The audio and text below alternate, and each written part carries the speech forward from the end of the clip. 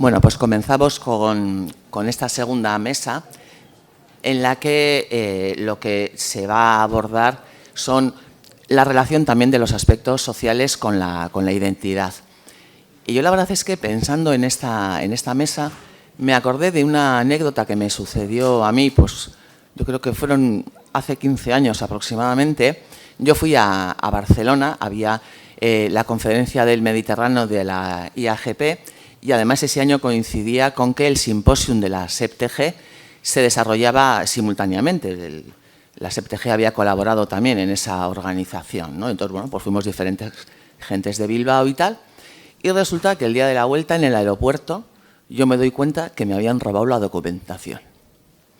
Bueno, pues voy a la oficina del aeropuerto a poner la denuncia y lo primero que me dice la autoridad competente me dice que usted dice que es quien es, pero yo no sé si usted es quien dice que es.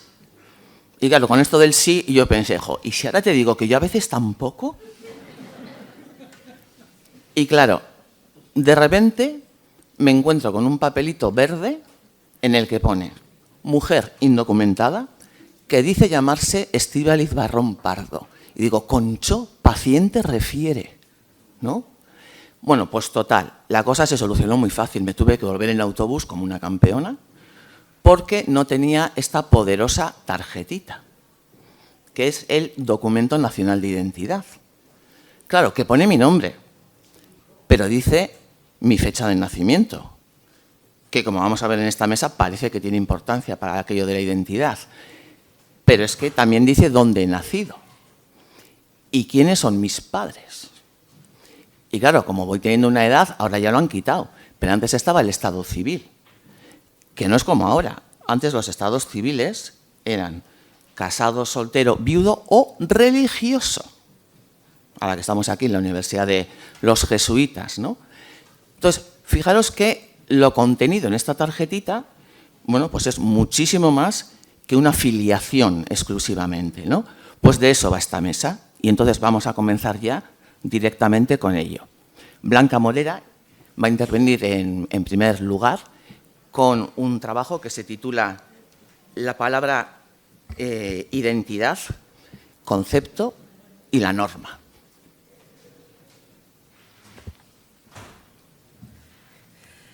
Y yo debo agradecer el estar aquí, pero lo agradezco desde la convicción de que ha sido una enorme imprudencia. Imprudencia por mi parte consentida y por lo tanto voluntaria, y no voy por ello a quejarme, pero cuando de pronto pensábamos, ¿verdad? ¿Y de qué podría ser esto? Y a mí esto del derecho, ¿y qué dice la norma? Al fin y al cabo, nosotros vivimos en un mundo regulado, ¿no? Hablamos de identidad, yo vi el programa y digo, bueno, la norma también dice algo, dirá algo sobre qué es esto de la identidad. Vale, me lo apunto. Lo ponen en el programa antes de que hubiera empezado a investigar. Esta fue la imprudencia. Y uno empieza a investigar y dice, ¿pero de dónde te has metido, alma de cántaro? Que tú eres psiquiatra, que yo sé de psiquiatría un poquito, algo de bioética, y de lo del derecho me interesa porque hice psiquiatría legal, voy a los tribunales y entonces me hablo un poco más tú a tú con esta gente del derecho que habla raro, rarísimo, ¿sí? Y dicho esto dije, pues como he metido la pata, ahora a ver cómo la saco. Y entonces, de aquí esta primera diapositiva. Cuando uno no tiene conocimiento, es muy afortunado si tiene buenos amigos que le sacan de los problemas. De esas tres personas que hay ahí, solo puedo llamar amigo a uno, que lo citaré en último lugar, pero me ha introducido a los otros dos. A este señor de gafas, que es Francisco Javier Laporta, autor de un artículo sobre identidad de derecho magnífico que os recomiendo porque se entiende casi todo, que es catedrático emérito de Filosofía del Derecho. Esta gente de la Filosofía del Derecho son los más normales dentro del mundo este del derecho. El otro señor tiene el gracioso nombre de Alfredo Batuecas y es un profesor adjunto de la Universidad de Salamanca, otro erudito. Me he tragado un ladrillazo morrocotudo que no os voy a recomendar, pero que me ha ayudado a traducir el tercero, que ese sí es amigo mío, yo le quiero un montón y somos pareja artística en cosas de la bioética, que es el que está en el centro, el más guapo, el que se parece a Garfunkel, que se llama José Antonio Seoane, que es excelente persona, excelente profesional, catedrático de Filosofía del Derecho de la Universidad de Cataluña. Un hombre que me honro en conocer y en querer y en que me quiera, que me ha dado un cierto acompañamiento en este camino y yo espero que de lo que yo he aprendido algo os pueda transmitir, porque si lo sé, no vengo. Pero bueno, vamos a ello. Claro, yo la primera pregunta que me hice fue, ¿podría el derecho contarnos algo sobre la identidad que nos sirviera? Pues ya os digo que no, ¿sí? Pero no quita que cosas que hace son reflejo de lo que nosotros hacemos. Por lo tanto, no es un mal lugar para saber cómo andan las cabezas de los españolitos de a pie, que en definitiva la norma no deja de ser el final de una reflexión colectiva que se acaba convirtiendo en un elemento de lenguaje normativo que nos obliga. Por lo tanto, de la identidad se habla en el derecho, se habla poco, se habla mal, es un concepto líquido, un concepto nombrado, un concepto poco especificado. Dicen de él que es un valor intrínseco. En el mundo de la bioética se distinguen bien valores intrínsecos, valores instrumentales. Los instrumentales tienen precios, se pueden expresar en unidades monetarias y sirven básicamente para conseguir los intrínsecos. Y los intrínsecos difíciles de definir son valores, desde luego, deseables en su proyección y en su realización y, sobre todo, según la regla de Moore, son valores sin los cuales nuestro mundo, de no existir, sería claramente carente y sería algo evidente para todos nosotros. Bueno, pues la identidad parece ser un valor intrínseco que en el derecho se liga fundamentalmente a dos problemas. El problema de la individuación, o sea, tratar de determinar o clarificar quién es el destinatario de la norma, algo muy práctico, ¿no? Si no tengo identidad, no tengo individuo al que puedo aplicarle una norma. Y tiene también que ver con la persistencia en el tiempo, con lo que llaman la reidentificación, para que se entienda este concepto. Si alguien ha cometido un asesinato, para cuando termine el proceso de instrucción y llegue el juicio oral, habrán pasado años. Tiene que ser posible decir que esa persona que ha sido reo, en este momento investigado con el lenguaje actual, en el proceso penal, es la misma persona que cometió el delito, porque si no fuera posible afirmarlo, el derecho se caería. ¿Se entiende más o menos con este ejemplo medio tonto? Pues esto es lo que hay. Este es el problema que se plantea el derecho en relación a la identidad. Claro, para hacerlo se tiene que preguntar necesariamente cuáles son los atributos que generan esa persona o esa identidad. El derecho, y ahora veréis que este es un problema que en la época más reciente está de plena actualidad, tiene más controvertido si debe preocuparse por el aspecto aspiracional, es decir, esta especie de conjunto de cosas que el individuo quiere llegar a ser, que considera que son propias y cuyo reconocimiento por los demás, individualmente otros, conjunto sociedad otros, resulta importante para la autoestima. Y el derecho se pregunta, ¿esa identidad de aspiración del sujeto es algo con lo que el derecho tiene que trabajar o no? ¿O lo nuestro es individualizar?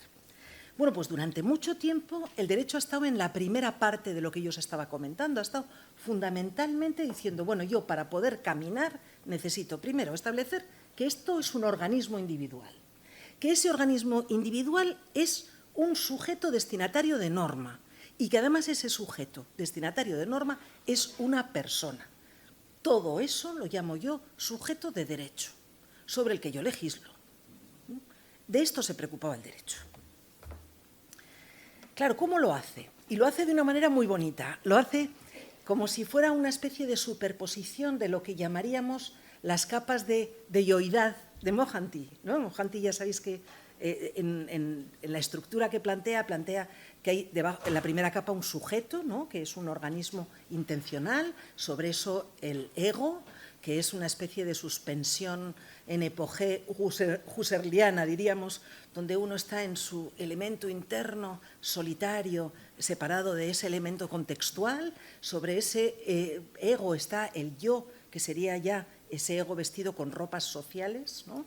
Y finalmente la persona, que sería ese yo biográfico, ¿no? Activo y creando biografía. Bueno, pues el derecho hace algo así, ahora veréis, con elemento de la identidad, ¿no?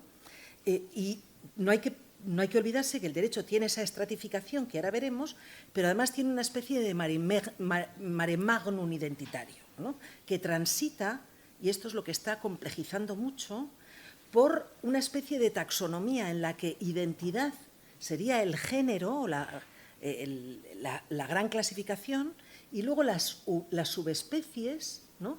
Serían elementos que ya os vais dando cuenta y vais a ver que en el derecho tienen mucho peso, no nos dará tiempo de revisarlo, pero es, por un lado, la identidad física, pero ya tenemos la identidad genómica, ya tenemos la identidad ideal intelectual y tenemos también, ya en pleno desarrollo, la identidad digital.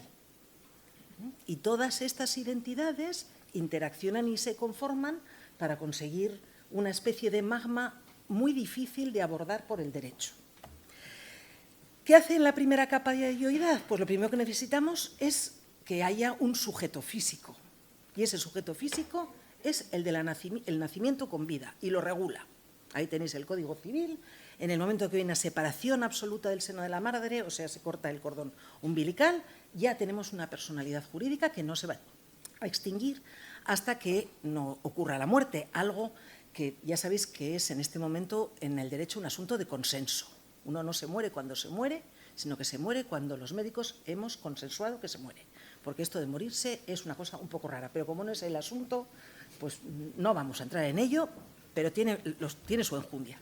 Y luego hay un segundo momento, que es el que comentaba Esti, ¿no? Y que casi lo pierdes, que es, tengo un cuerpo físico y ese cuerpo físico le pongo un nombre propio, un nombre importante, porque cuerpo y nombre y dos apellidos, ahora ya con el nombre que uno quiera y con distintas regulaciones, es el núcleo de personas sobre el que se van a colocar a partir de ahora todos los atributos jurídicos.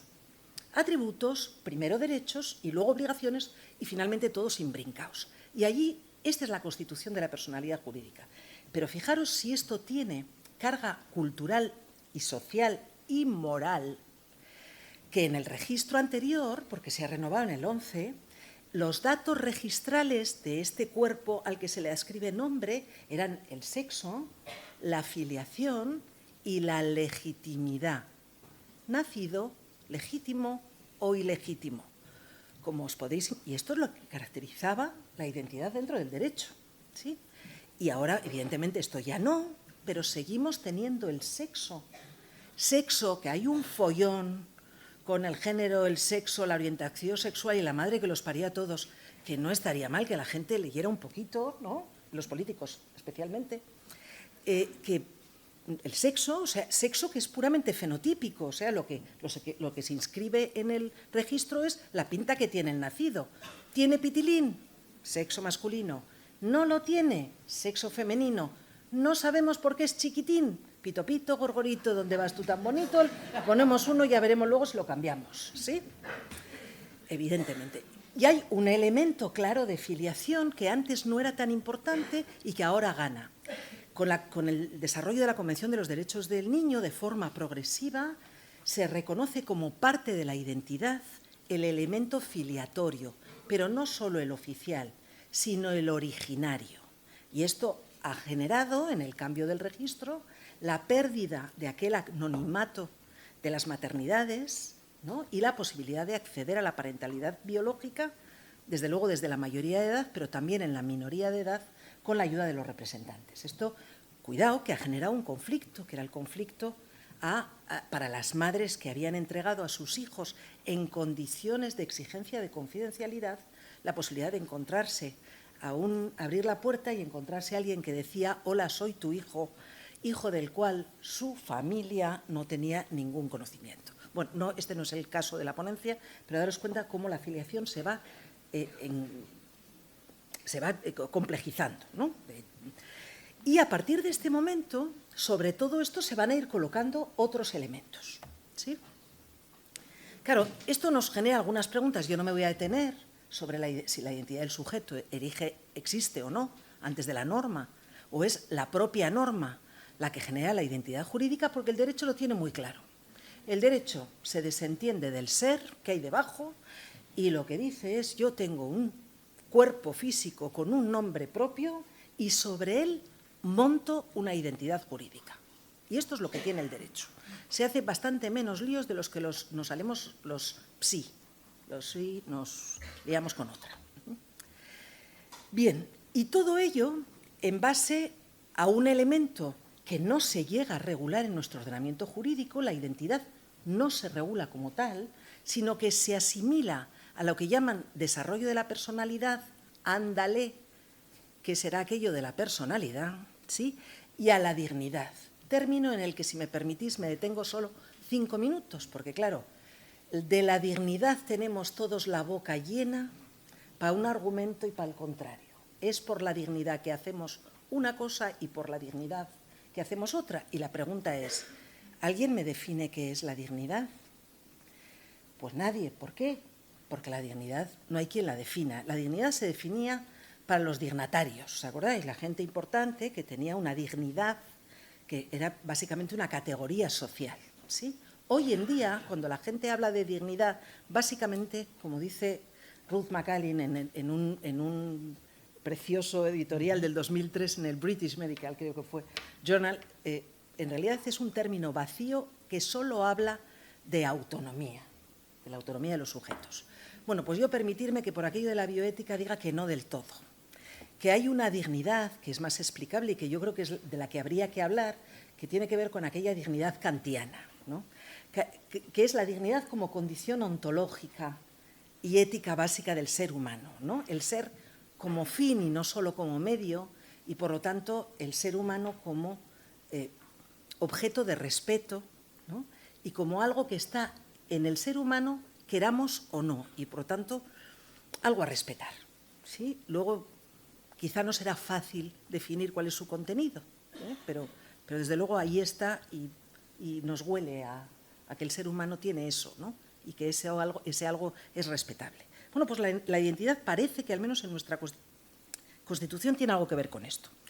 Y lo que ha hecho en esas capas de yoidad que yo os decía el derecho es ir definiendo qué cosas en realidad protegen la identidad. Yo cuando terminaba, no os quiero destripar el final, tampoco voy a estar mucho rato, pero lo que yo veía en el derecho era que ha ido construyendo una especie de campana tratando de que dentro que deje un hueco para que esa identidad elegida pueda desarrollarse. Y lo hace a través de lo que llama los derechos personalísimos, ¿sí? El derecho al honor, definido ¿por quién? Por uno.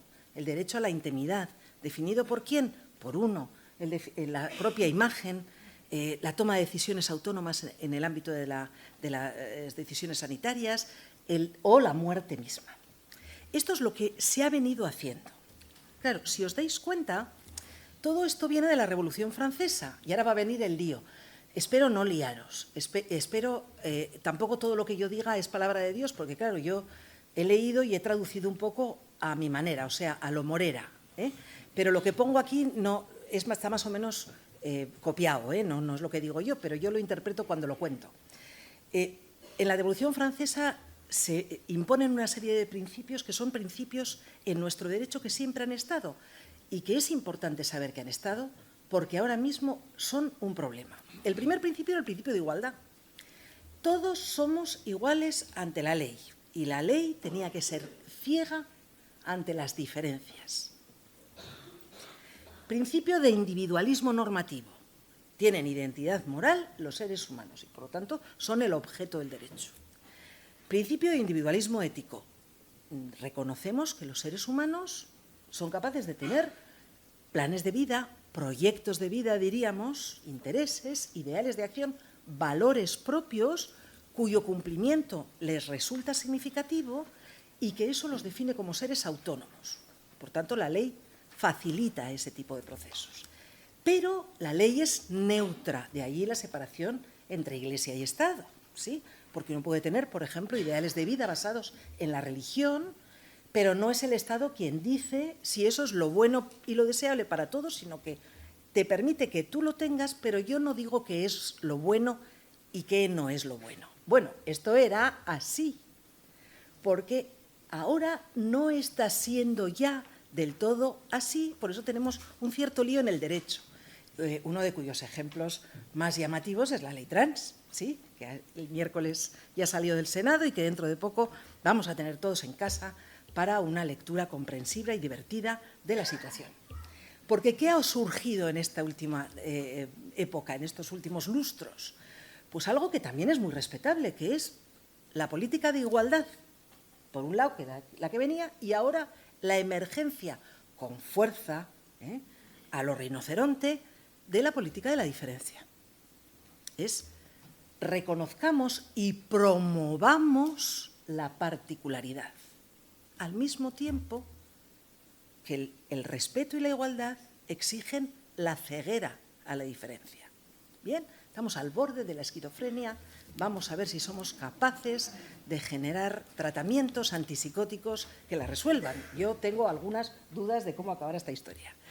¿Podemos aunar principios opuestos? Porque al final el derecho no es más que preñado de los valores de la sociedad y de los propios conflictos de la sociedad, una progresión, una proyección normativa. ¿Qué yo vamos a dibujar? ¿Un yo en igualdad o un yo en la diferencia? ¿Podemos concebir un Estado no neutral cuando el Estado está activamente promoviendo la discriminación positiva en aras a una justicia? Pero claro, tiene un límite. La discriminación es lo que pretendía evitarse con la justicia. La positiva es la excepción. Cuando la excepción se hace norma, la empezamos a liar, ¿sí? Pero este es el lugar un poco confuso en el que vivimos, por eso yo no he venido a poner casi nada de luz, sino a deciros, bueno, que en estas tinieblas yo he visto cosas y os las cuento, ¿no? ¿Cuál es la identidad que va a conformar el derecho? La identidad de la diferencia, la multiplicidad de identidades, porque claro, uno se puede colocar, yo por ejemplo me puedo colocar en el derecho, voy a hacer un yo ideal raro para aquí, para la ponencia, yo me puedo colocar ante el derecho como mujer, que esto ya es en este momento una identidad fuerte. Me puedo colocar ante el derecho como una mujer que habla un idioma concreto, y en mi caso normalmente castellano parlante, pero vamos, yo vivo en Euskadi y también podría ser una mujer euskero-parlante y, por lo tanto, con una lengua minoritaria. Yo podría ser, como soy, una caucásica blanca, que se llevan muy poco y además cis, qué desastre, pero podría ser perfectamente una mujer etíope, ¿no?, de piel negra y además de una religión minoritaria, ¿no?, y además con una orientación sexual discriminada. Y, por lo tanto, me estaría presentando ante la ley con identidades múltiples, ¿no? ¿Cómo va a atender la ley todas esas identidades que además no son conjuntas? No es que haya un conjunto de mujeres como yo, sino que genera conjuntos, ¿no?, con muchos elementos de encuentro, pero con otros que son disyuntivos, ¿sí? Complejo, lo tienen nuestros legisladores, así les va.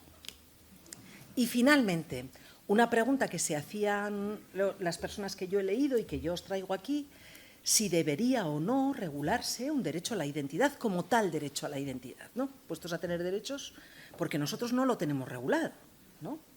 Sin embargo, lo tienen regulado en Italia. Fijaros, ya hubo una sentencia en el año 71 y tienen el asunto bastante más resuelto a estas alturas. Portugal lo ha puesto específicamente en su Constitución y empiezan a haber algunas sentencias que hablan de la identidad como un elemento que debería incorporarse específicamente, ¿no? Más aún, como luego veremos, por la amenaza de las identidades digitales, que son un elemento sobre el que no reflexionamos mucho, pero que son capaces de disolver absolutamente las identidades tal y como ahora las estamos entendiendo, las habíamos conocido hasta este momento. Bueno,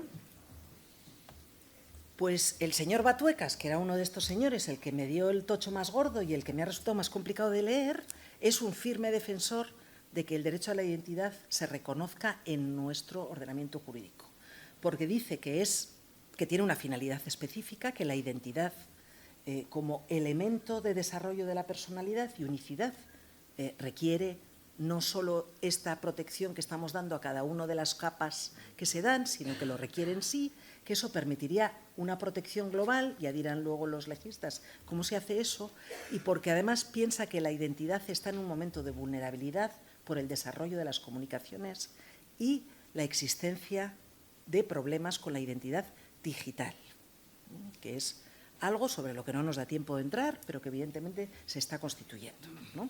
Entonces, bueno, este es un poco el esquema.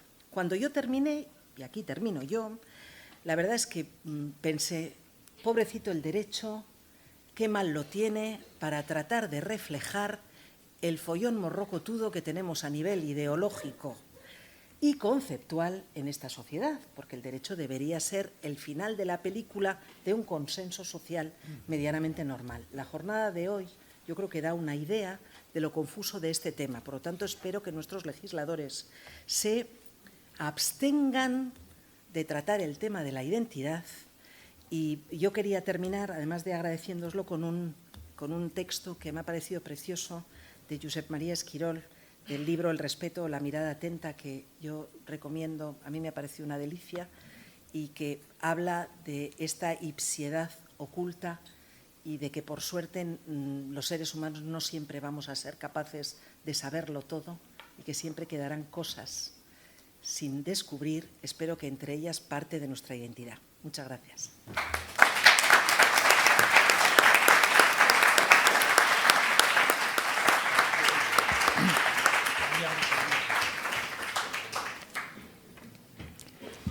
Bueno, a continuación va a intervenir Miguel Ángel González Torres y presenta un trabajo que se titula ¿Quiénes somos? Una perspectiva psicosocial de la construcción de la identidad colectiva.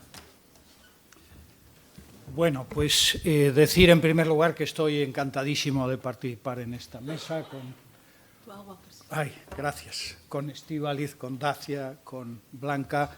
Decir que de las reflexiones peculiares que voy a compartir con vosotros, Dacia es parcialmente responsable, porque varias de estas reflexiones fueron el fruto de una estancia en Cambridge en su centro de investigación de patrimonio, con lo que gracias a ese tiempo tranquilo de reflexión pues pude avanzar en algunas de estas cosas.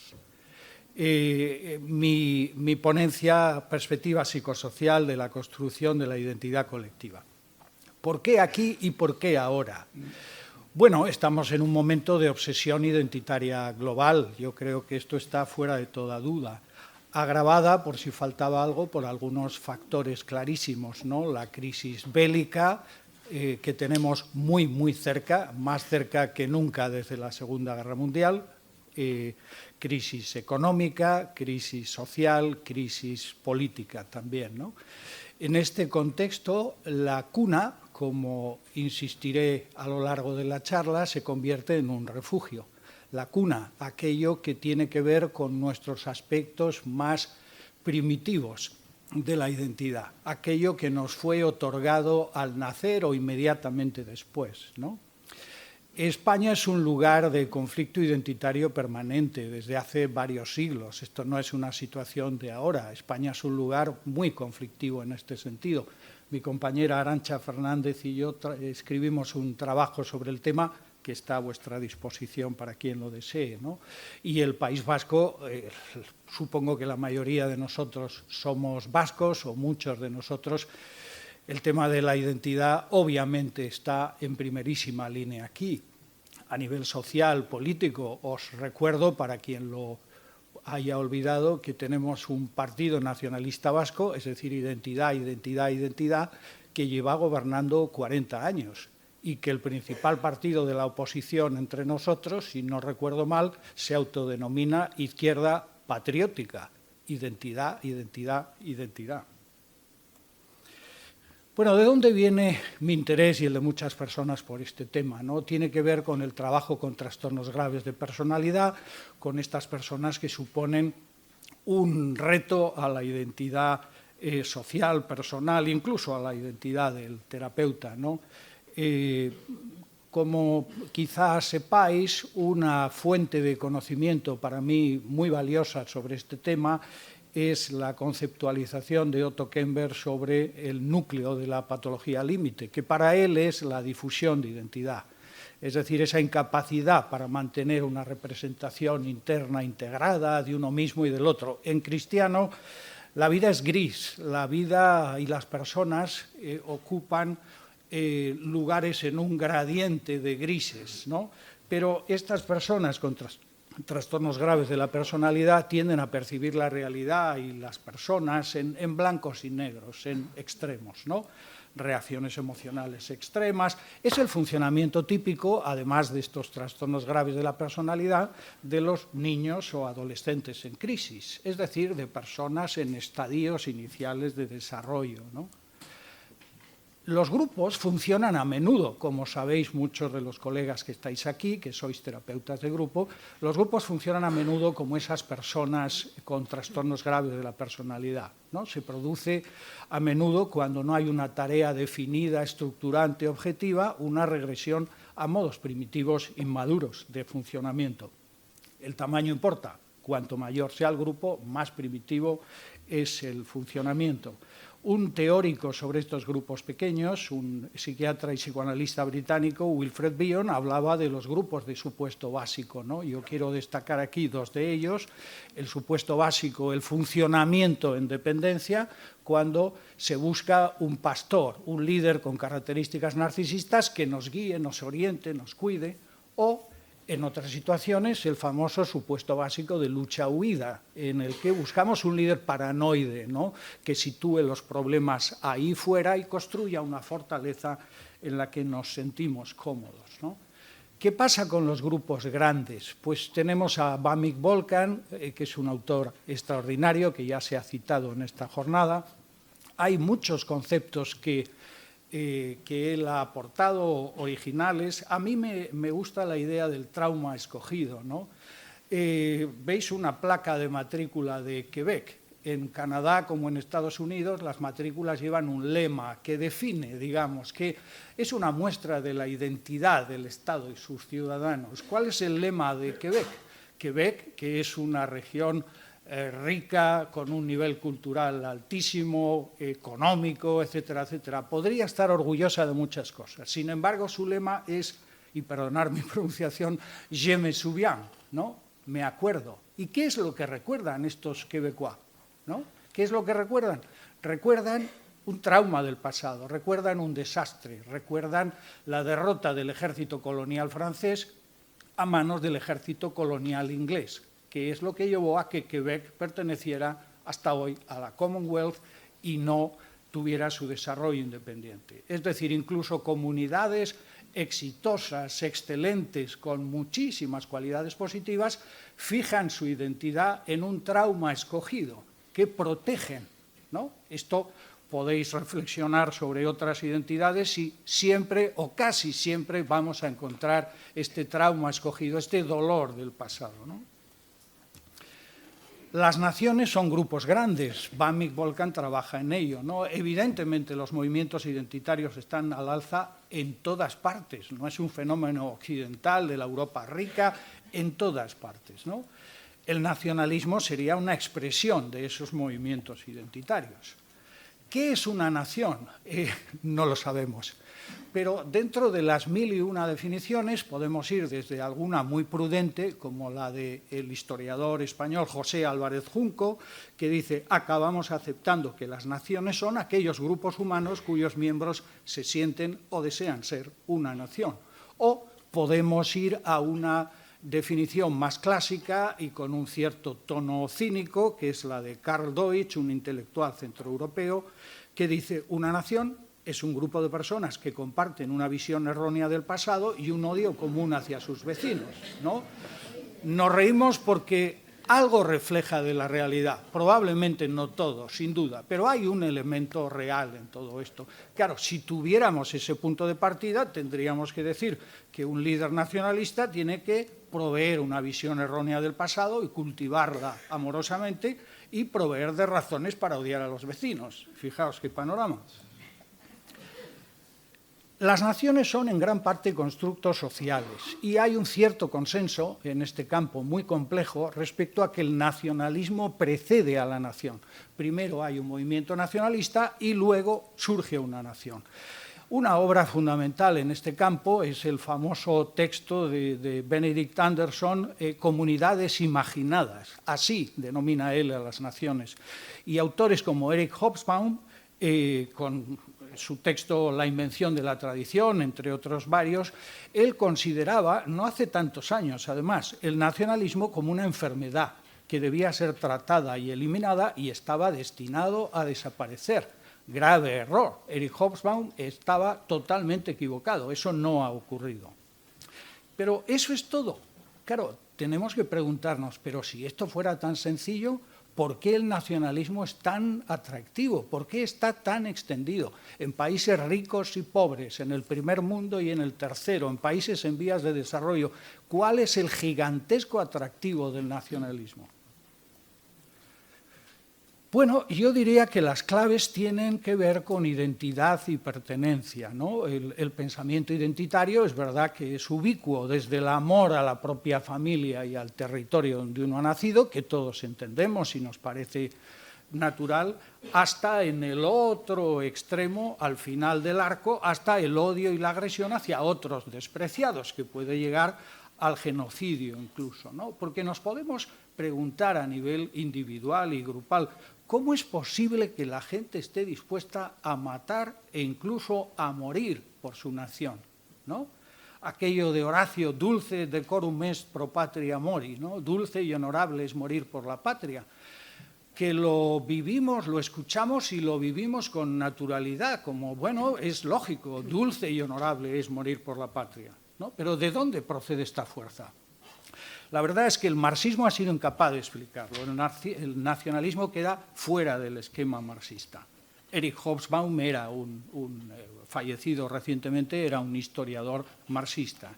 La identidad tiene que ver con la respuesta a dos cuestiones en permanente actualidad, que son ¿quién soy y cuál es mi valor?, ¿no? Y todo eso nos lleva a dos fuentes, lo recibido y lo realizado. Lo recibido sería todo aquello que aparece en la cuna, es decir, mi cuerpo, ¿no? ¿Cómo es mi cuerpo? Mi cultura en la que he nacido, mi lengua materna, la religión de mis padres, el territorio en el que vivo. Todo eso es involuntario, no tiene nada que ver con mis elecciones, eso me ha sido dado.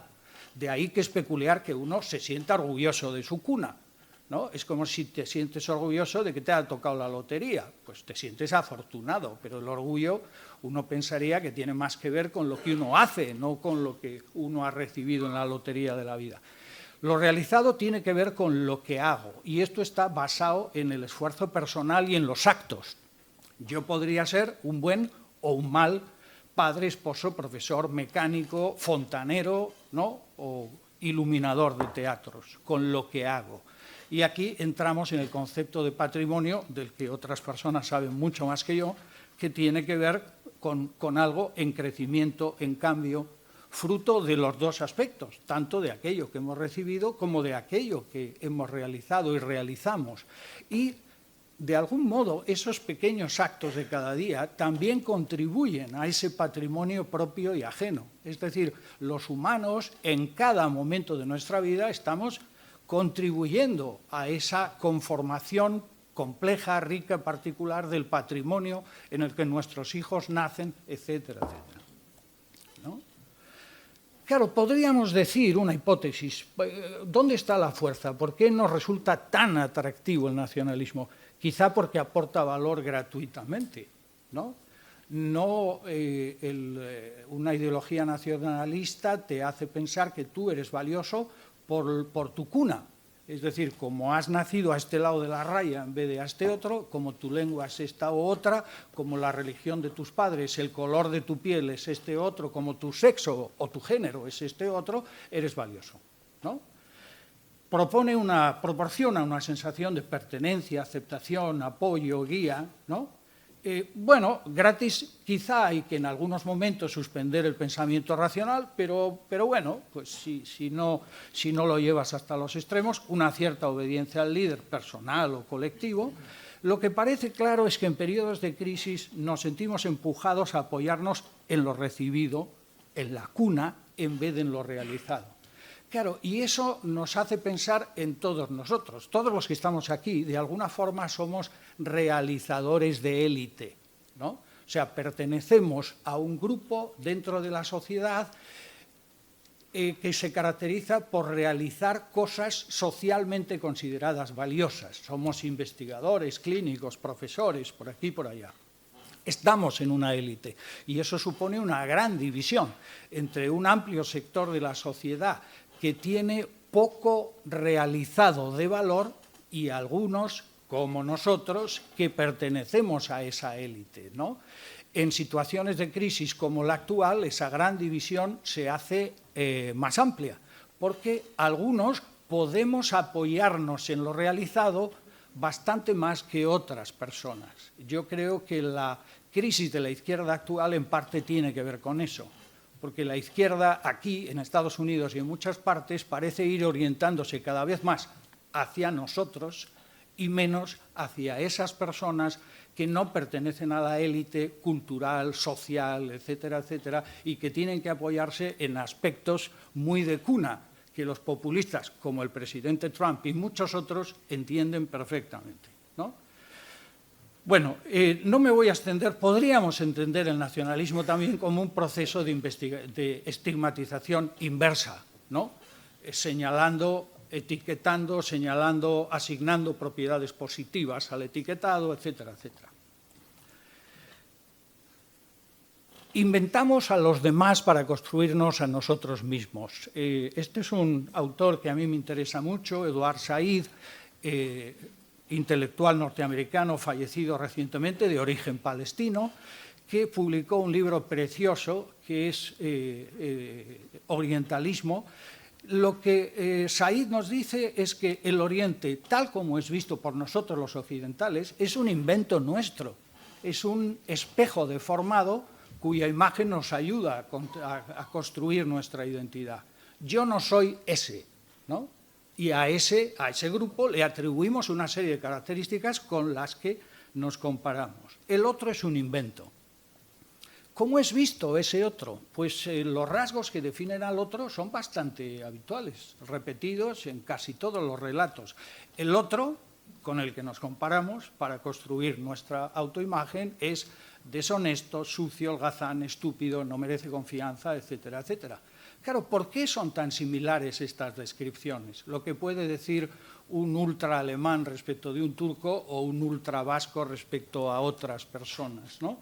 Porque son partes rechazadas de nosotros mismos que atribuimos, proyectamos sobre esos otros. Entonces es lógico, todos rechazamos lo mismo. Yo quiero ser honesto, limpio, trabajador, inteligente, quiero ser merecedor de confianza. Ergo, la ausencia de todo eso está en el otro y no en mí.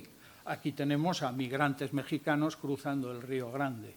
Pero ¿por qué el odio? ¿No? ¿Por qué nos desprecian incluso odio a aquellos con los que nos comparamos? Y desde luego, ¿por qué eliminarles algunos movimientos identitarios extremos?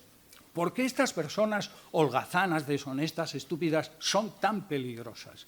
¿Tienen alguna característica positiva que envidiemos? Yo diría que sí. Podemos ir a la historia. Cuando hablaba Cicerón sobre sus enemigos cartagineses, les definía, entre otras cosas, como maestros del sexo, seductores, ¿no?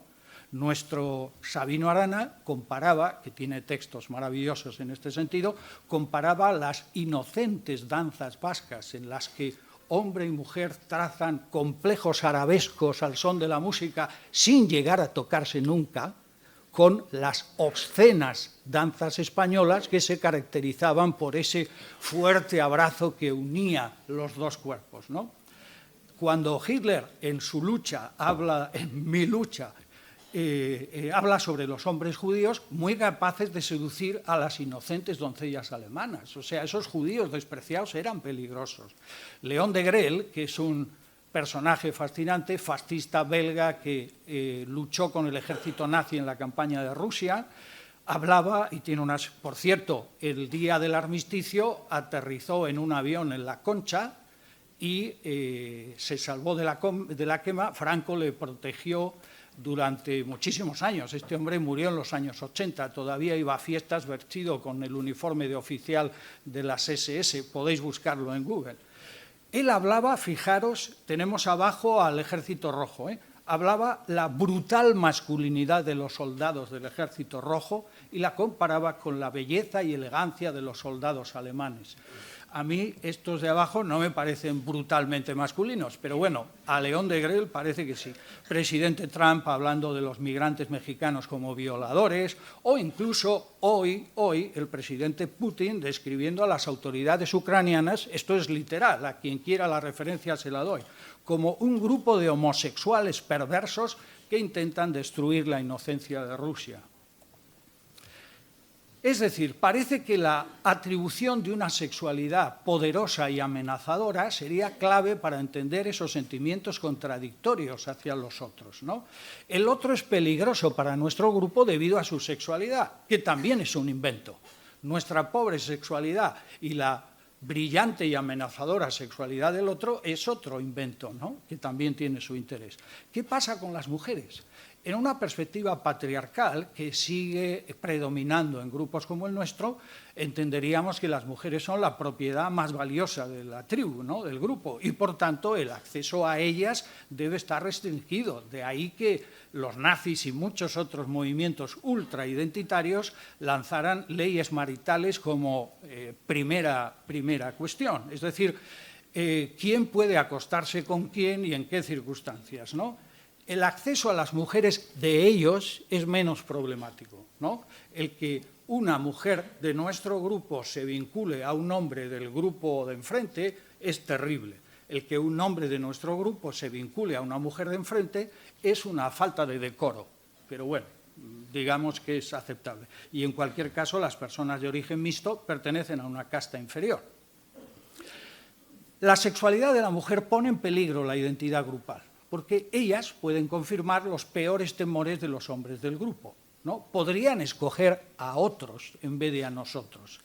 Kember nos señala que los dos tabúes principales en sociedades patriarcales son la homosexualidad y la infidelidad femenina, en relación con los temores bien conocidos sobre la propia identidad sexual masculina y el abandono de la madre, que es terrorífico. Con lo que, observando en un grupo la sexualidad que se considera aceptable para la mujer en el grupo y el lugar de su deseo, nos ayuda a entender la estructura interna del grupo. O sea, fijarse en qué sexualidad es aceptable para las mujeres del grupo nos ayuda a entender mucho esa estructura grupal, ¿no? En algunos grupos en los que la ideología identitaria es extrema, el pensamiento paranoide se hace supremo, ¿no? Y ahí la sexualidad, especialmente femenina, se vuelve enormemente conservadora, ¿no? Quedando solamente básicamente dos roles, ¿no? De madre maravillosa y completamente asexuada, o prostituta que paga con el rechazo social, el deseo, etc.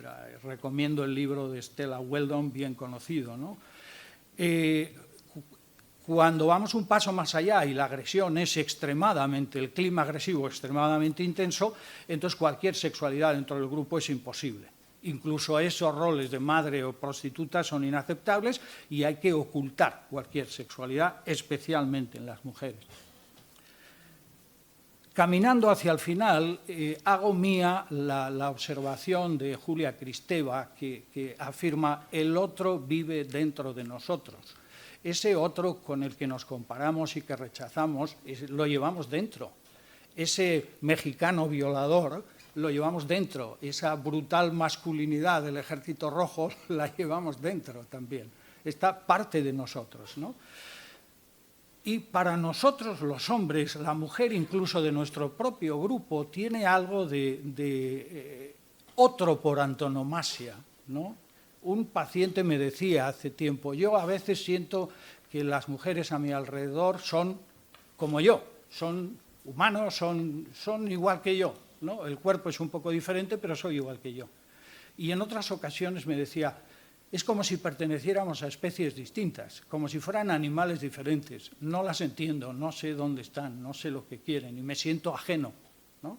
Bueno, el gran temor es que los hombres podemos no confiar que las mujeres de verdad quieren pertenecer a nuestro grupo, ¿no? Esto tiene que ver con ese hecho constatado de que las parejas dentro del grupo, sobre todo si el grupo es un tanto primitivo, despiertan temor y agresión, ¿no? La terrorífica historia de 1984, recordaréis como una escena del final, cuando la policía de pensamiento ha detenido a la pareja con los dos protagonistas y le están torturando a él salvajemente, pero no le preguntan nada, ¿no? Y él dice, bueno, ¿y qué tengo que contestar para que pare la tortura? Hasta que se le ocurre lo que tiene que decir. Y lo que tiene que decir es, para que pare la tortura, que le torturen a ella. Y entonces la tortura para, el Estado ha ganado, ¿no? Porque la duda y la intimidad personal son aspectos que el Estado totalitario persigue siempre, ¿no? La sexualidad en pareja, ese mundo íntimo, cálido, es peligroso para el grupo en represión.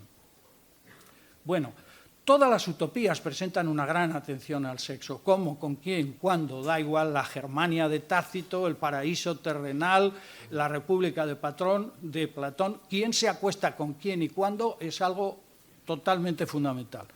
En nuestra utopía por antonomasia, el jardín del Edén, no hay necesidad, no hay deseo, no hay sexo, ¿no? Esto es interesante porque nos pone sobre la mesa la relación entre ciencia, deseo y sexualidad, ¿no? Ya me falta muy poquito. Quiero señalar que todas estas ideas no son solamente, bueno,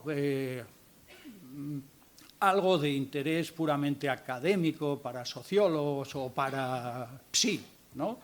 Tiene un efecto real en la vida. Hay un autor impresionante que es Amartya Sen, por cierto, profesor de Cambridge, de Fellow del Trinity College, Premio Nobel de Economía, que publicó una serie de artículos que se han mantenido a lo largo de los años sobre las mujeres que faltan, ¿no?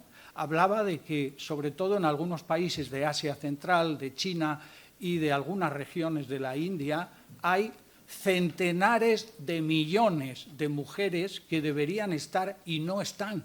¿Por qué no están? Porque él considera que hay una diferencia en el cuidado sanitario de los bebés niñas frente a los bebés niños. Y lo terrible es que el avance en cuidados sanitarios en estos países y el avance de la tecnología no parece haber tenido el efecto que Amartya Sen pensaba que podía ocurrir. Y él cree que tiene que ver con que la tecnología, iba a decir la maldita tecnología, lo que ha facilitado es que muchísimas mujeres y sus parejas escogieran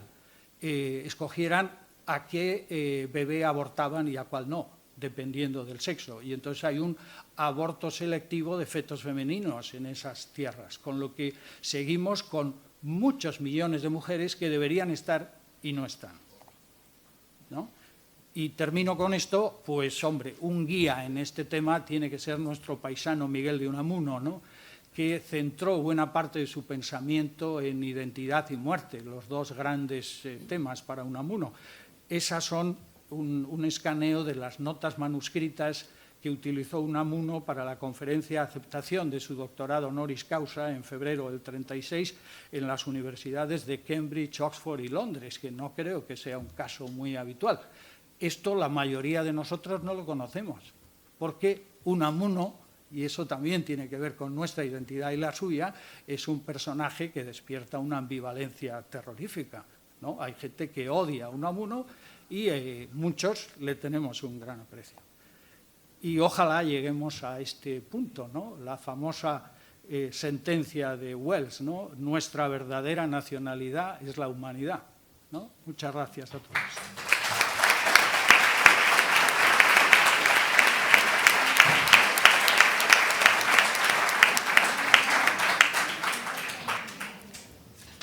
Bueno, pues vamos a continuar, pero creo que esto ya promete todo un debate posterior, con las dos primeras. A ver, Dacia ahora, ¿qué es lo que nos revuelve?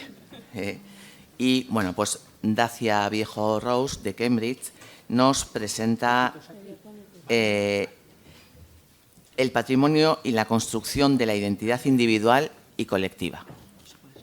Es que no. Ah, aquí está. Sí, sí.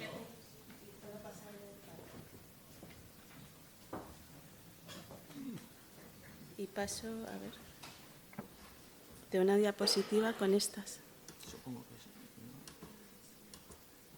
No, tiene que haber un... Si no te las paso, pues... Vale. Vale. Bueno, hola, buenas tardes, mañanas, no sé por dónde vamos. Me llamo Dacia Viejo Rose y nada, agradecerles a todos vosotros por estar aquí, a Miguel Ángel por invitarme a estar aquí, por todas las conversaciones que tuvimos en su estancia en Cambridge. También disculparme un poco antes de empezar que mi idioma emocional es el castellano, pero mi idioma intelectual es el inglés. Así que si me atraganto o pongo palabras en inglés no es por ser cursi, sino porque no, me falta el castellano. Bueno, yo vengo de la disciplina, más o menos, vengo de ciencias políticas, pero llevo 18 años en un departamento de arqueología, que es donde al final encontré mi casa un poco académica, y eso porque llevaba mucho tiempo intentando entender el papel de la cultura en lo que es la política y sobre todo las relaciones internacionales. Y eso me llevó intenté encontrar dónde hacer eso dentro de la política y las ciencias políticas y encontraba que siempre que hablaba de cultura como que no me tomaban muy en serio. Sin embargo, en un departamento de arqueología sí que tomaban la política en serio y por eso acabé ahí. Y trabajo en temas de patrimonio cultural. Y voy a pasar a la siguiente. Gracias. Esto va a ser un poco complicado porque tengo diapositivas dinámicas. Bueno, me vas diciendo. Tú sigue hasta que acabe. Dos diapositivas para explicar un poco de dónde viene la propuesta y cómo entiendo el patrimonio cultural, ¿no? Trabajé durante 3 años en la UNESCO en París, del 2000 al 2003. Y fue en un momento donde se estaba la organización implicando en la reconstrucción del patrimonio cultural en los países de la antigua Yugoslavia. Y desde mi despacho en París, todos estos proyectos tenían una pinta fenomenal, ¿no? Reconstruir el puente de Mostar iba a reconstruir las identidades rotas y esencializadas por el conflicto. Y claro, pues un puente, qué mejor metáfora, ¿no? Que iba a recrear los lazos entre estas comunidades que se habían roto por la guerra. Vale. Me fui a Mostar en persona, después de 2 años de ver todos estos proyectos en papel sobre la mesa, y la realidad que me encontré sobre el terreno es que no solo reconstruir el puente no había reconstruido nada de las relaciones rotas por la guerra, sino que casi al revés, había reforzado esas diferencias, ¿no? Había hecho que las comunidades que antes estaban mezcladas y vivían en conjunto a ambos lados decidieran, bueno, nosotros aquí, vosotros ahí. Así que había aumentado la división en vez de reparar la división. Y no solo eso, sino que el puente de Mostar había cobrado unos significados nuevos que no había tenido antes, a pesar de que la UNESCO había hecho todos los esfuerzos por recuperar la materialidad, la autenticidad de la materialidad de las piedras auténticas del río y tal. la simbología de ese patrimonio no se había recuperado para nada. Ahora simbolizaba, pues, la omnipotencia de las organizaciones internacionales de hacer cosas como reconstruir un patrimonio cultural, ¿no? Y ese era el nuevo significado. Aparte de eso, claro, era un puente otomano y la UNESCO y el Banco Mundial dieron el proyecto a una organización de reconstrucción, a una organización turca. Con lo cual, las historias de colonialismo, ¿no?, que eran las historias fundamentales de una de esas partes, reforzadas por esta reconstrucción que se suponía iba a reconciliar y no reconcilió para nada. La siguiente, por favor, Milán. Así que yo llegué y me pregunté, y un poco más, vale, perfecto. Y lo que me encontré también es que, vale, el nuevo puente ahí estaba, todos se habían sacado las fotos con el nuevo puente y, sin embargo, a ambos lados de ese puente, ¿qué es lo que pasaba? Pues que tenías esta torre de iglesia que, como ves, predomina completamente en el vertical sobre todo el paisaje, y os podéis imaginar las campanas, porque cada uno de estos tiene como 4 campanas, así que solo el sonar de las campanas ya hace que todo el panorama sonorífico de Mostar sea antagónico a quienes no se identifiquen con esa identidad religiosa, ¿no? Y luego aquí tenéis también, en vertical, ¿no?, el minaret, que no sé cómo se llama, minarete, así que también el llamamiento desde ahí, así que tienes como un conflicto ahí sonorífico.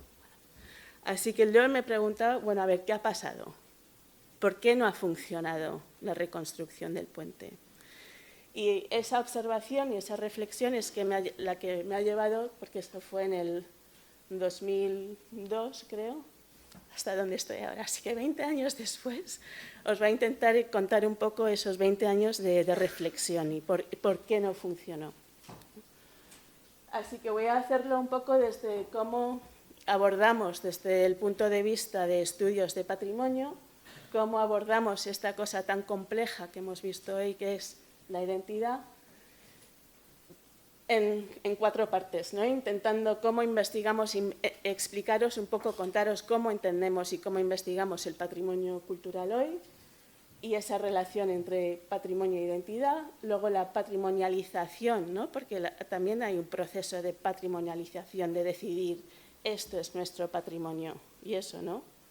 Y luego las preguntas de interés compartido que creo que he identificado ahora esta mañana más todavía, entre lo que es la psicología, la salud mental, la psiquiatría y el patrimonio, ¿no? Y para luego ir hablando sobre esos temas. Así que ahí voy a acabar. Bueno, entre eso de Mostar y hoy, pues esas serán las publicaciones más o menos. Pero bueno, investigando el patrimonio cultural hoy, ¿qué es lo que entendemos por eso? Y esto es una imagen, todavía no he podido ir, a ver si este verano consigo ir, a esto de que Puy du Fou, que es una compañía francesa de parques de atracción, ha creado un parque de atracción en Toledo de la historia de España, ¿no? Y así es como se presentan. Esa es la historia de España, ¿no? Las identidades culturales históricas y un colapso total del tiempo, de la cronología, que luego sale solo los mega estereotipos, ¿no?, de la historia de España.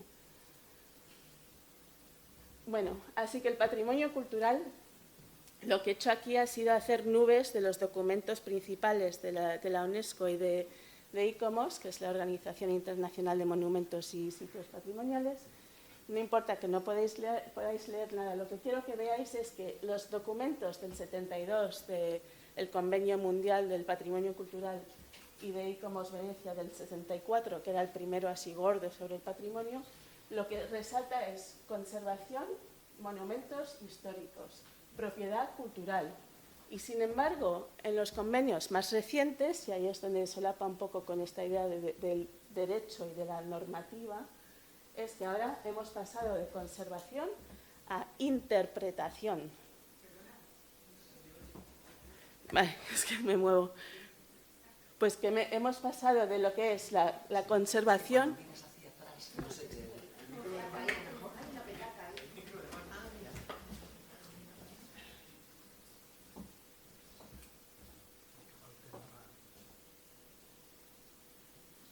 Perdona, es que me muevo. Si no... Espera un segundo porque creo que tiene un mando por aquí.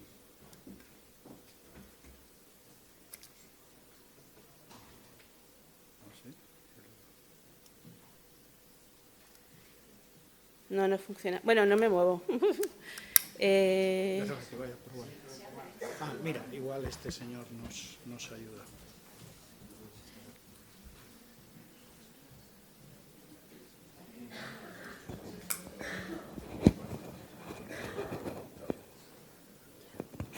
¿Ahora mejor? Sí. Vale. Sí, aquí en la chaqueta. Que es que si no me muevo no puedo pensar. En eso soy muy neoyorquina. ¿Vale? Vale, ¿a dónde iba? Estos son convenios internacionales y he hecho una nube así de los documentos, ¿no? Y lo que quiero que veáis es que del 64 era todo sobre la conservación del patrimonio monumental físico, ¿no? Y eso era lo que predominaba. Y ahora estamos con la interpretación de ese patrimonio, que es lo que importa, ¿no? ¿Qué es lo que conservamos y preservamos? ¿Cómo interpretamos eso? ¿Qué es lo que hacemos que eso nos diga, ¿no? La semiótica, por así decir, del patrimonio.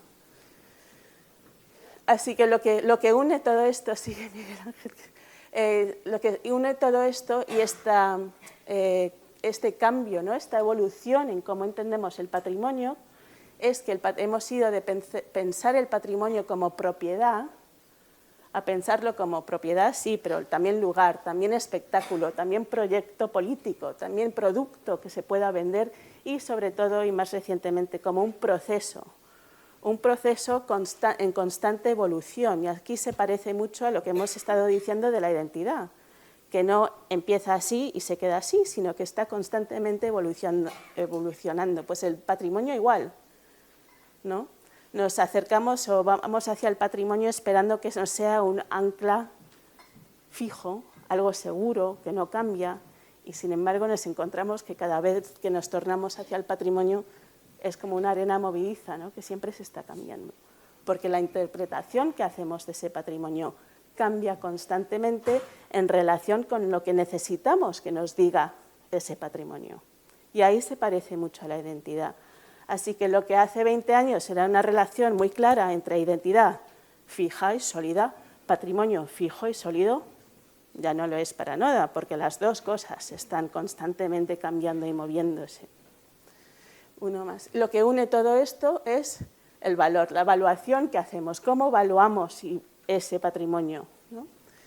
Y esto pues os he cogido también aquí como LEAP, no sé. Como el Regal, Leap, Pierre Nora, un poco las tipologías que han hecho de los usos de la historia, los usos de los recursos culturales y de esto de la memoria, del lieu de mémoire. Ay, perfecto, perfecto. Así que el uso, el valor de uso, ¿no? Cómo usamos y ese valor que nos da el usar algo, ¿vale? Y el valor económico y el valor funcional. Y esto es lo que ahora mismo predomina mayoritariamente, es ese valor funcional. Pero más y más tenemos el valor asociativo y emocional del patrimonio cultural, ¿no? Que con todo el énfasis en la interpretación de ese patrimonio es lo que está surgiendo más. Así que sí, al nivel de las políticas públicas, pues el gobierno nos piden, si quieres que financiemos este proyecto de patrimonio, tienes que decir qué valor funcional va a tener. Pero en realidad lo que también exigen es que el patrimonio sirva de pegamento en lo que es la cohesión social, la identidad, para aportar precisamente una sensación de identidad única, estable y sólida, que no es la realidad. Y ahí entran los problemas, que no es eso. Vale. Así que si hablamos, y mencioné la semiótica del patrimonio cultural, ¿qué es lo que el patrimonio cultural nos comunica? Pues no nos comunica una cosa, nos comunica muchas cosas diversas, ¿no? Y no solo a veces contradictorias y a veces a la vez, ¿no? No solo que significa que el patrimonio de Egipto, las pirámides, signifiquen solamente el consumo de turístico, pero también la política, ¿no? Y también la cultura popular. Y también puede ser elemento de crítica hacia la política. Se puede utilizar de muchos modos. Vale. Y un ejemplo español, ¿no? También de que el patrimonio, como decía, no quiere decir solo una cosa y se puede utilizar para decir muchas cosas. Estas son el pabellón de España de Franco en la Bienal de Venecia en el 38 y el pabellón de España de la República en la Feria Mundial de París en el 37, 38. Dos visiones completamente opuestas del patrimonio español, ¿no? Y que también se matizan, y aquí en un fotomontaje de Josep Renau en ese pabellón de la República, de lo que quiere decir cada cosa. Porque el patrimonio que escogemos tiene, como decía Miguel Ángel, consecuencias reales en la vida real del día a día de cada persona, ¿no?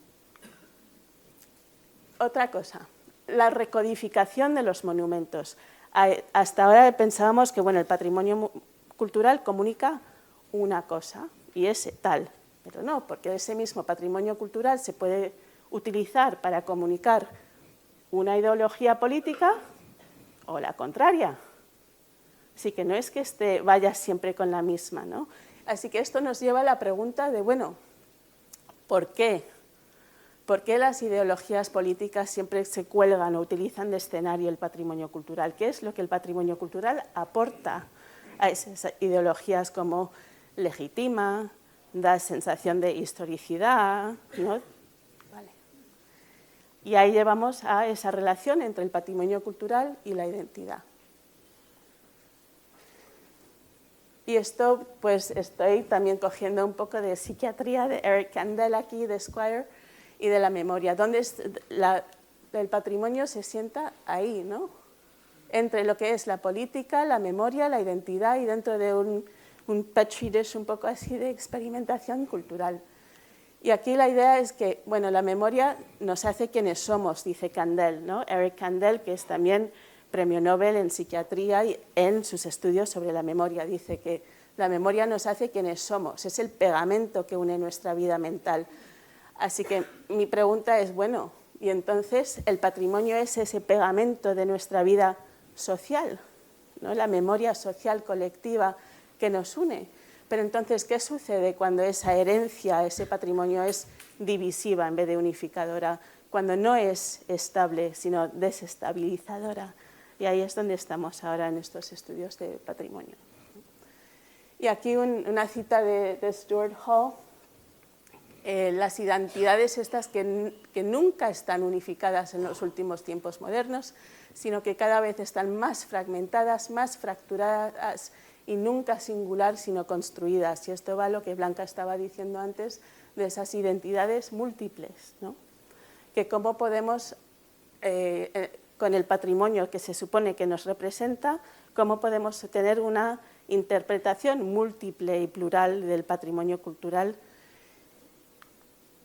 Y eso es lo que una de las cosas que ahora mismo está llevando a la UNESCO. Por ejemplo, estoy en un comité que estamos intentando trabajar si deberíamos, en lo que es el patrimonio mundial, tener, igual que tenemos una exigencia de que si quieres tener un lugar de patrimonio cultural necesitas decir cómo vas a protegerlo, administrarlo, tal, también que tengan que decir los países cómo lo van a interpretar, no solo cómo lo van a proteger y administrar, ¿no? Así que una de las preguntas que tengo, bueno, ¿cuánto podemos solapar lo que entendemos en el patrimonio y en lo que son los estudios de identidad? ¿Y hasta qué punto son parecidos, ¿no? Y eso es lo que querría discutir después. Bueno, me meto ahora rápidamente desde los puntos de patrimonio cultural, desde ese punto de vista, cómo hemos entendido la evolución de esta relación y de dónde viene. Esto, el patrimonio y la identidad nacional, ¿no? Aquí también me voy a la Revolución Francesa, pero en lo que es el proyecto de enciclopedia, ¿no? También de propuesta, va junto con una propuesta de Museo Nacional. Y Benedict Anderson, que mencionó Miguel Ángel, habla de que para crear una sensación de la nación, hace falta, entre otras cosas, un museo que cuente la historia de esa nación, ¿no?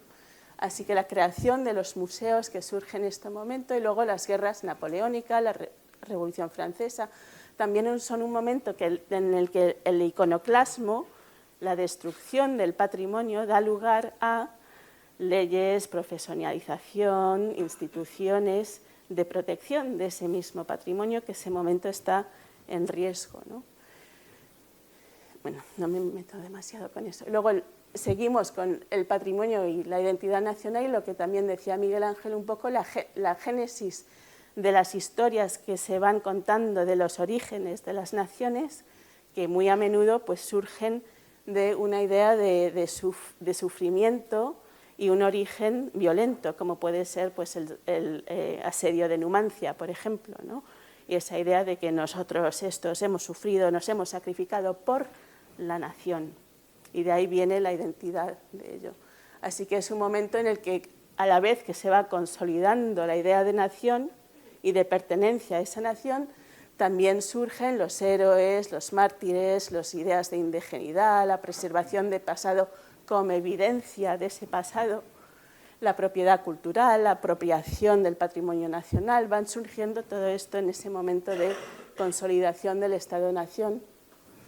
Y luego tenemos los dos cataclismos ahí de las guerras mundiales, que luego surgen todas estas preguntas alrededor, ¿no? De qué es una memoria colectiva, si la historia es verdad o interpretación, si el patrimonio es siempre ideológico o si es neutro y objetivo, ¿no? Todas estas ideas surgen de ahí y de ahí tenemos la creación de organizaciones como la UNESCO. ¿Dónde estamos ahora? Pues ahora estamos en este momento un poco de identidad en crisis y de patrimonio también en crisis, de la fragmentación, que es de la que ya hemos hablado, y de ese conscientamiento, ¿no? de la evolución continua de la identidad, de la idea del ser y de dónde venimos y hacia dónde vamos. Pues ya en la última parte de la presentación, algunas de las preguntas que me hago. En Inglaterra ahora se habla mucho de well-being. No sé si se traduce aquí como bienestar, si hay políticas de bienestar, pero ahora todo en Inglaterra es patrimonio y bienestar, heritage and well-being. Pero todos los estudios que se hacen sobre esto se podrían hacer igual en un museo o en un lugar patrimonial como se podrían hacer en un jardín, en un zoo, en cualquier otra parte. Que sí, que salir fuera y participar y estar con otra gente nos viene bien, vale. Pero eso no nos dice nada sobre el patrimonio cultural específicamente. Así que tenemos que entender un poco más qué es lo que específicamente nos da la participación en lo que es el patrimonio cultural, ¿no? Así que, bueno, las identidades singulares o plurales, de las que ya hemos hablado y me voy a meter un poco más en ello, la memoria, y mis preguntas también son la memoria al nivel neuronal, al nivel individual. Entendemos cada día más sobre cómo funciona eso. ¿Cuánto podemos coger de lo que entendemos ahí y aplicarlo a la memoria social?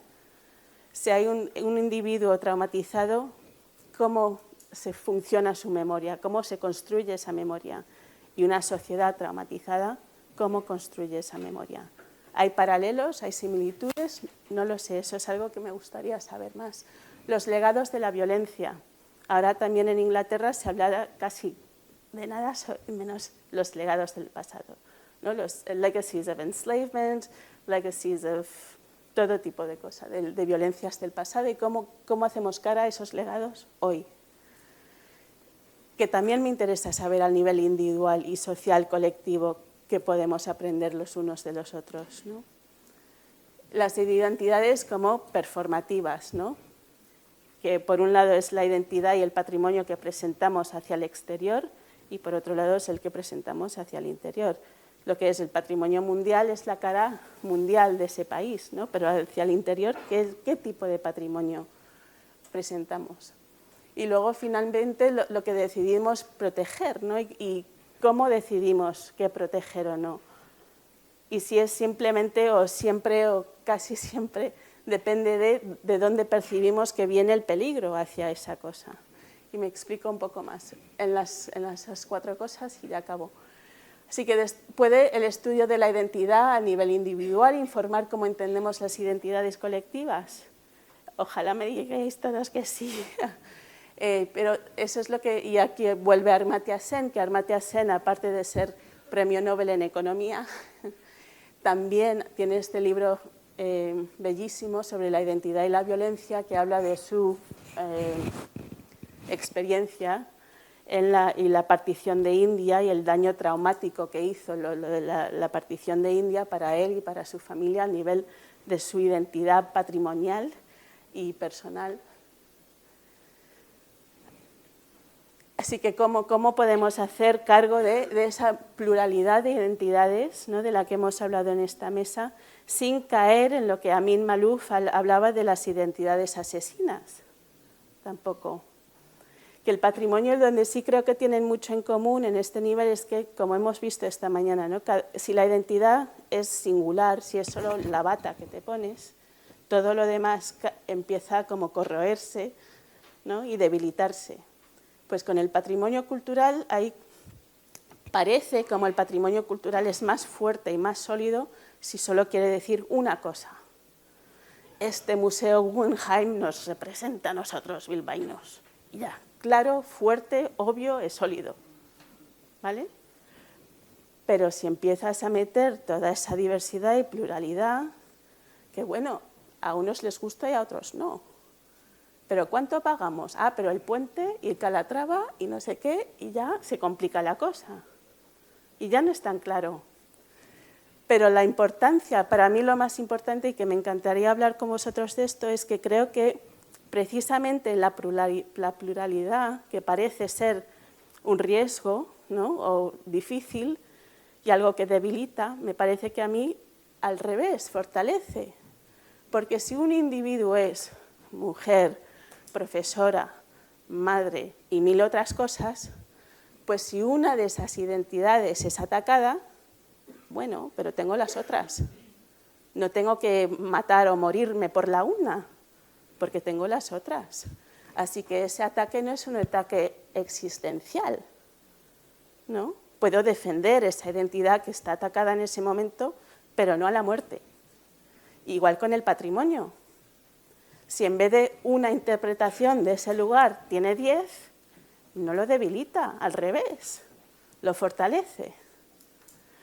Pero ahí el challenge, ¿no?, el reto para nosotros es cómo comunicar esa pluralidad con el mismo success, realización, éxito, tanto con igual de fuerza y éxito que el singular. Porque ahí es difícil, ¿no? Esto nos representa, es fuerte. Esto representa a estos y a estos y a estos y a los otros de esta manera, de esa manera. No es tan fuerte.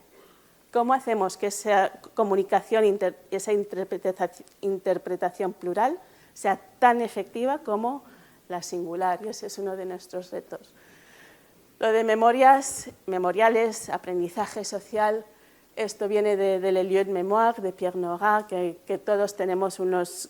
Pierre Nora habla de Francia, claro, así que los lieux de mémoire son la Torre Eiffel, la Marseillaise, la Bouillabaisse, para nosotros pues puede ser otras cosas, ¿no? Pero cómo hacemos cargo de esas memorias también confrontadas. Y con esta paradoja ya os la he mencionado, que el patrimonio parece estable y parece que significa y tiene un significado universal y sin embargo es polisémico y una arena movediza, ¿no? Y luego, reparaciones.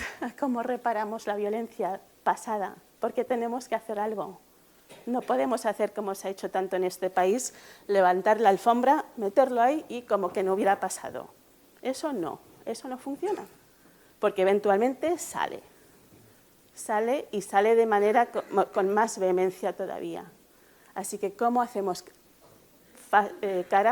cómo le planteamos cara a esa violencia, esas violencias pasadas, cuyos legados estamos constantemente teniendo que lidiar, sin necesariamente reconocerlos como tal? Y luego, bueno, las identidades performativas que cada vez vemos más, y luego esta resignificación. A mí me llama mucho la atención que en este país en el Ministerio de Gobernación del presidente tenemos todo un departamento de la resignificación de los lugares de la guerra civil y del franquismo. ¿Quién decide cómo se resignifica un lugar? ¿Qué significación vamos a reemplazar con qué significación? Y en ese momento me parece crucial para, en vez de reemplazar el uno por el uno, reemplazar el uno por los muchos, ¿no? La pluralidad. Y finalmente, bueno, lo que decidimos proteger, ¿no? Es una relación dialéctica. Esto está en peligro, esto lo protejo. Esto está en peligro, esto lo protejo. Pero ¿de dónde viene esta sensación de que está en peligro? ¿Qué nos informa? ¿Qué nos hace decidir esto es lo que tenemos que proteger ahora, porque esto es lo que está en peligro? Y eso, ahí vienen los discursos políticos de Trump y de todos los demás que hemos visto, que nos dicen esto está en peligro, pues esto hay que protegerlo ya. Y bueno, ya acabo. Es que ricas.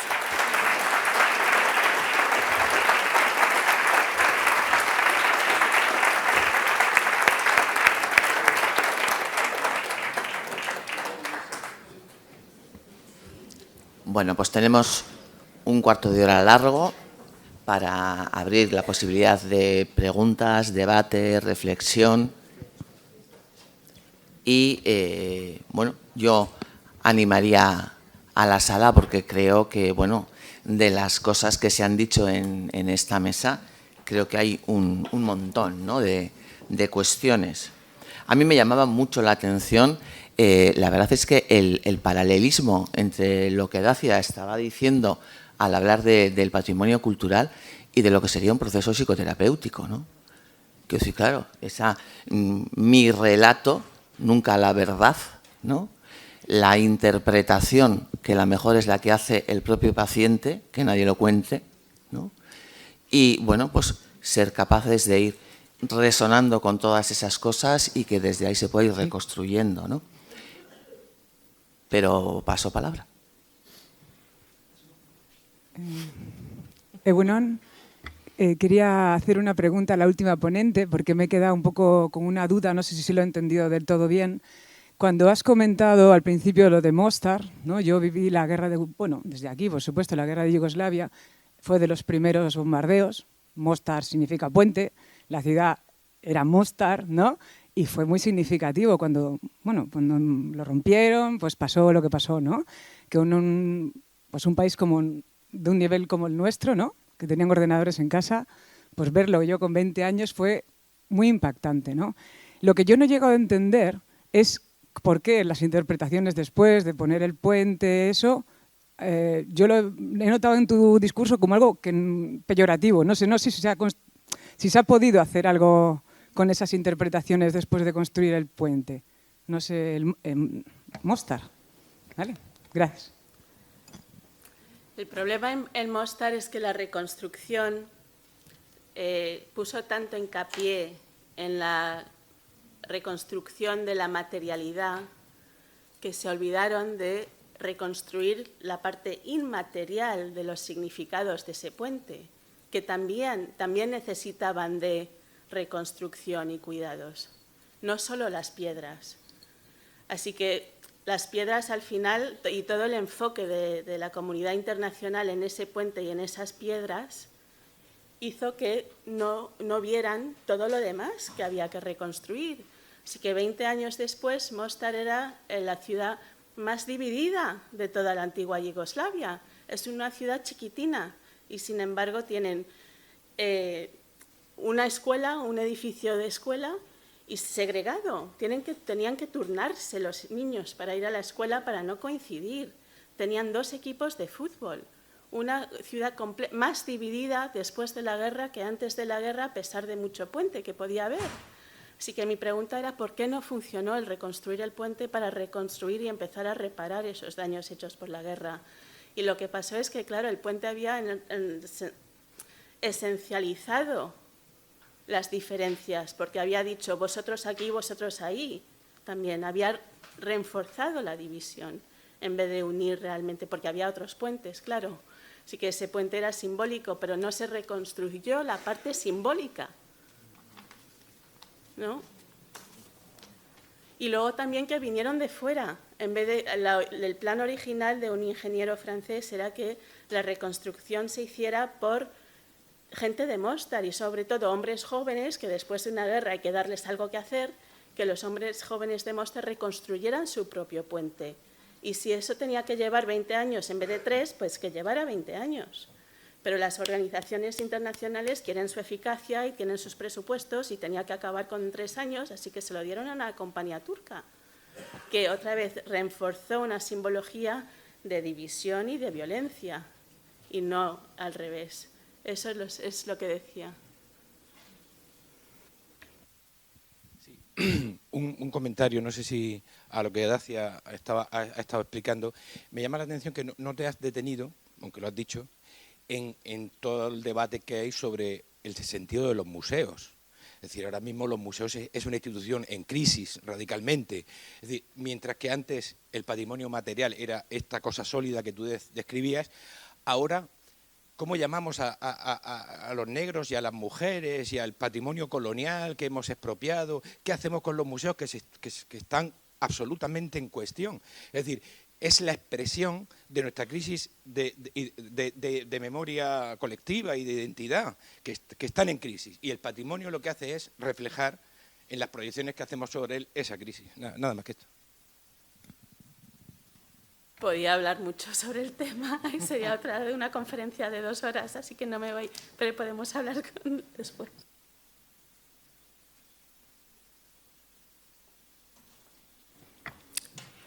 ¿Más cuestiones? O si no hay más, me meto con el tema, como queráis. A mí me surgía, ¿no?, uno de los temas también, y lo abro, aunque me surge en relación a tu ponencia, Dacia, pero sin embargo lo abro en general, ¿no? Quiero decir, claro, en todo este proceso, algo de lo que nosotros hablamos, ¿no?, es de la contratransferencia. ¿Cómo hacemos con eso que a nosotros también nos significa? ¿Cómo hacemos para que eso no contamine, ¿no?, de alguna manera? Y yo estaba pensando también en la identidad colectiva, en ese patrimonio, ¿no? Pues porque al final la historia, tal y como la conocemos, es del que la gana, ¿no?, habitualmente, ¿no? Entonces, desde ahí, cómo en esa reconstrucción, en esa diversidad de interpretación, cómo influye la propia identidad.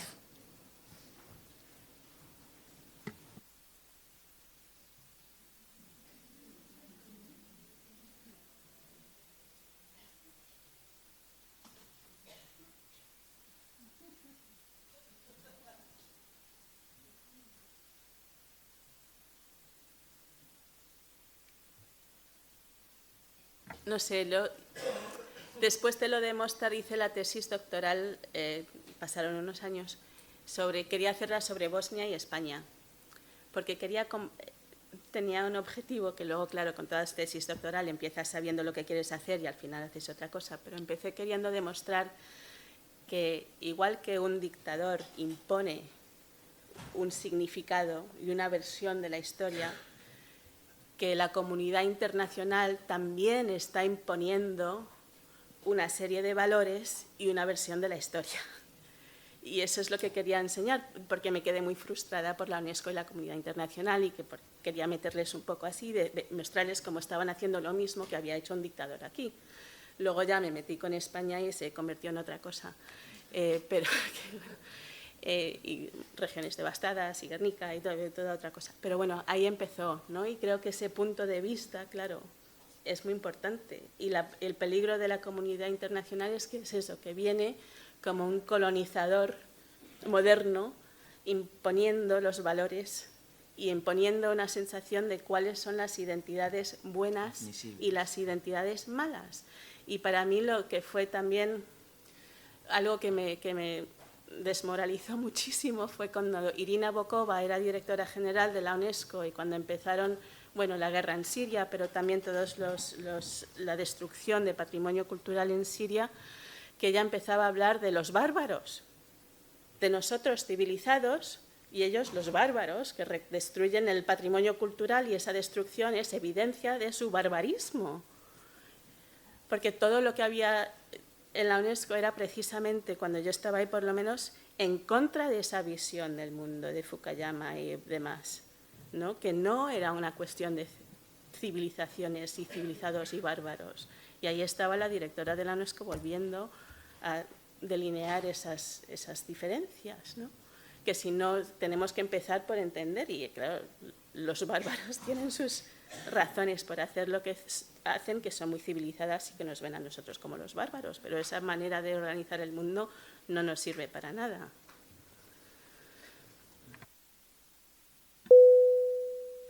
Sí, yo, a ver, cuando me ha hecho la pregunta Estíbaliz, la verdad es que se me había ido la cabeza a otro sitio, ¿no? Que es, a ver, la guerra de Yugoslavia, yo creo que ha sido una bofetada de realidad terrorífica sobre el mundo occidental, ¿no? Creíamos muchos que después de la barbarie nazi aquello había quedado atrás, pero la guerra de los Balcanes supone un espejo de nosotros mismos, es decir, eso somos nosotros, ese nivel de salvajismo, de agresión de unos frente a otros, de identidades agresoras donde antes había habido convivencia, eso está en nosotros también.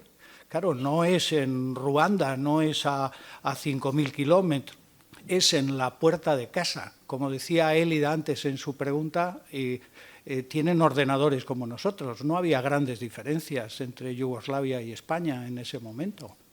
Es decir, esto puede pasar, ¿no?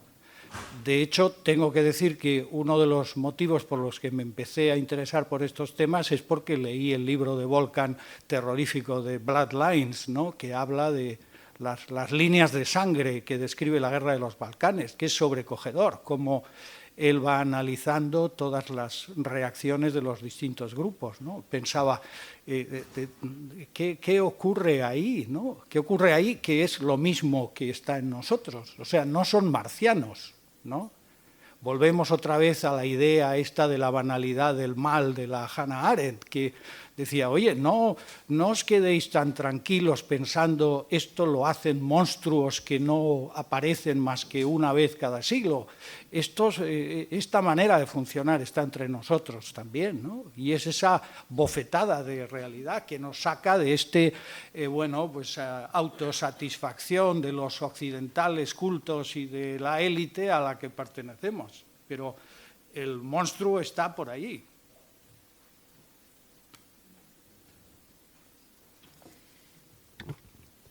Bueno, tengo yo el micrófono, que lo he pedido antes.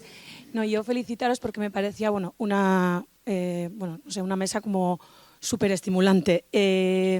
Yo estaba pensando que pensaba un poco lo que comentaba Blanca, de que el derecho no nos habla de identidad, y como asociando un poco todo lo que habéis ido diciendo, me he quedado con... hablaba del proceso terapéutico y yo pensaba, yo haré lo mismo que la UNESCO, ¿no? Un poco en el trabajo clínico, ¿no?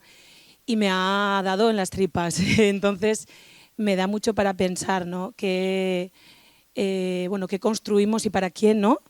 Y, esto de acercarse allí, ¿no? Por lo que puedo aportar para ver cuál es la realidad. Entonces, que me llevo eso y agradeceros mucho.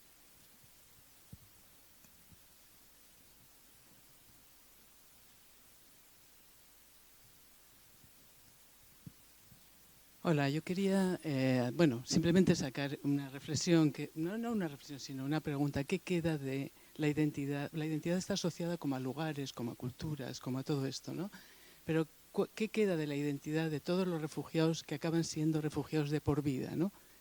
¿Qué pasa ahí, no? Esta es un poco la cuestión. Eso va a ser la siguiente mesa.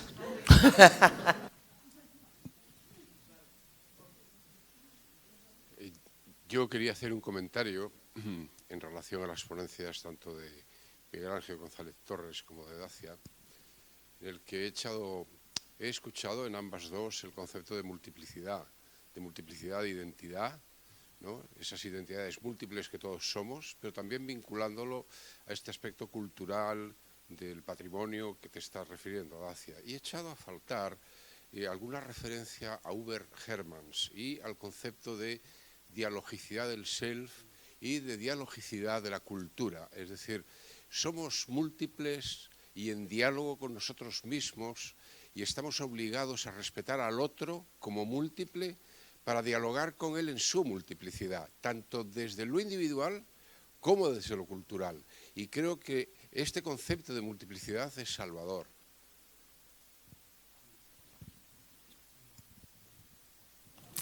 Pues creo que con... vale. Última pregunta y pasamos al café, que creo que con todo esto necesitamos un poco de cafeína para posar, ¿eh?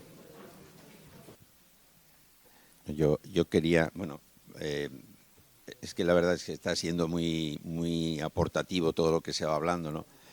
Muy envidiable todo lo que conocéis y sabéis. La verdad que uno se queda muy pequeñito escuchando tanta información y tanta reflexión muy aportativa. No, me había parecido muy valioso lo de la identidad jurídica, ¿no? No me había parado nunca a pensar, y tal como lo has explicado, me parece que tiene un aporte muy fundante, ¿no? en lo que clínicamente a veces nos despistamos y estamos un poco buscando otros conocimientos, ¿no? Yo pensaba un poco al hilo de este comentario de Miguel Ángel ahora, que Miguel Ángel me ha encantado, tu aportación enorme. Es verdad que no podemos vivir sin identidad, ¿no? Yo creo que la ausencia de identidad lo vemos en la patología grave, ¿no? Pacientes cuando pierden su identidad no saben quién son, es terrible, yo creo que es lo más terrible que por lo que podemos pasar. Afortunadamente uno ha pasado probablemente en sus primeras etapas y luego hemos echado capas para evitar todo esto, ¿no? Y a veces en esta búsqueda y en esta necesidad vital de identidad la buscamos lamentablemente por la diferencia, ¿no? Y necesitamos encontrar a otro diferente para decir quiénes somos, ¿no? Y mantenemos eso a raya como sea, ¿no? Ahí puede haber también una explicación a por qué, ¿no?, nos construimos siempre desde la destrucción del otro, ¿no? Y por último también pensaba un poco en la comunicación de Dacia y los símbolos, ¿no?, que representan los patrimonios, lo enormemente simbólico que es un patrimonio, ¿no? Cuando uno visita lugares, ¿no?, buscando lo cultural, lo histórico y esos símbolos, uno se pregunta, ¿y en la guerra esto qué ha pasado?, ¿no? Parece que se preservaba, había como un intento de preservar los monumentos históricos de los lugares enemigos, ¿no?, que a mí me llamaba la atención porque parece que esta actitud destructiva es irracional y sin embargo había un cierto pudor, entre comillas, de no destruir los monumentos más históricos de los países en guerra, ¿no? Y cuando decidían destruirlo, aquello era terrible, ¿no? Era como que hubiesen dado en digamos, lo más genuino de alguien, ¿no? Bueno, esto es lo que me surgiría. Bueno, pues en este momento iniciamos el descanso y a -15 es la siguiente mesa.